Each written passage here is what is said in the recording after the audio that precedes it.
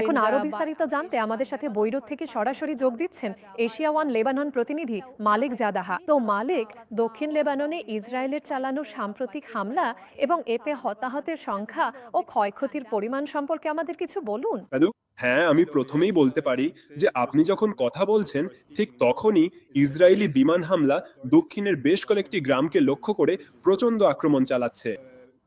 আহ মাত্র কয়েক ঘন্টা আগে ইসরায়েলি সেনাবাহিনী নাবাতিহা জেলার বেশ কয়েকটি গ্রাম খালি করার নির্দেশ দিয়েছে।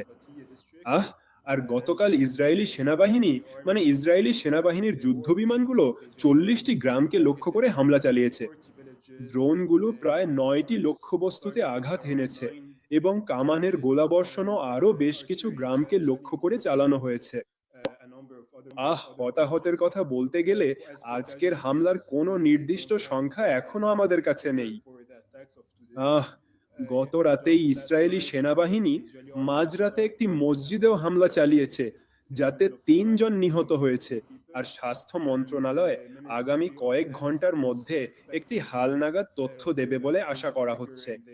হিজবুল্লাহর কথা বললে, গতকাল তারা দক্ষিণ লেবাননে অবস্থানরত ইসরায়েলি বাহিনীর ওপর 5টি অভিযান চালিয়েছে। আর এইমাত্র সংবাদ পাওয়া যাচ্ছে যে ইসরায়েলি ইন্টারসেপ্টরগুলো বর্তমানে উত্তর ইসরায়েলের দিকে লেবানন সীমান্ত থেকে ছোড়া রকেটগুলো আটকে দেওয়ার চেষ্টা করছে। তো ক্রমাগত ইসরায়েলি হামলার সাথে বাসিন্দারা কিভাবে মানিয়ে নিচ্ছেন?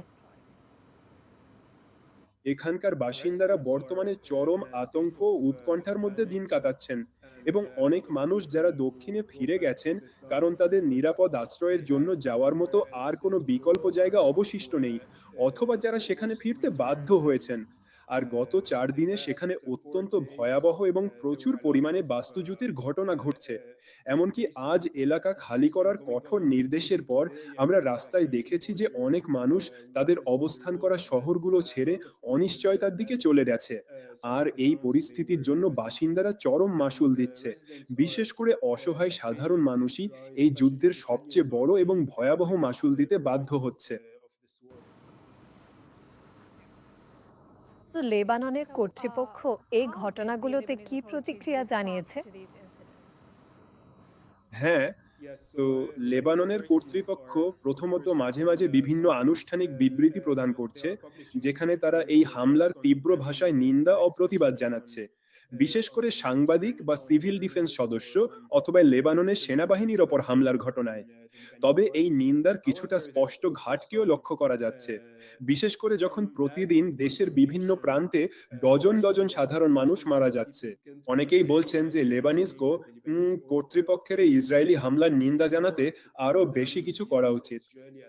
উম, ইতিমধ্যে লেবানিজ কর্তৃপক্ষ একটি শর্ত হিসাবে রাখছে, উম, ক উম, উম, ইসরায়েলি হামলা কমানোর কথা, যাতে ওয়াশিংটনে ইসরায়েলের সাথে চলমান আলোচনায় এগিয়ে যাওয়া যায়। তো মালিক, দক্ষিণ লেবাননে এখন মানবিক পরিস্থিতি। হ্যাঁ, মানবিক পরিস্থিতি ভয়াবহ। আম, কারণ আম, অনেক বিমান হামলা প্রতিদিন অনেক বেসামরিক মানুষকে লক্ষ্যবস্তু করছে, এবং শুধু সেই কারণেই নয়, বরং সিভিল ডিফেন্স টিমগুলোর কখনো কখনো ভুক্তভোগীদের কাছে পৌঁছতে ঘন্টার পর ঘন্টা সময় লাগছে। কারণ ইসরায়েলি বিমান হামলাগুলো উদ্ধারকারী দলগুলোকে লক্ষ্যবস্তু করা স্থানগুলোতে পৌঁছতেও বাধা দিচ্ছে। এবং অনেক সময় এমনকি উদ্ধারকারী দলগুলো হামলার স্থলে পৌঁছানোর পরেও উম, উম, ইসরায়েল তাদেরও লক্ষ্যবস্তু করেছে এবং উদ্ধারকারী দলগুলোকে হত্যা করছে।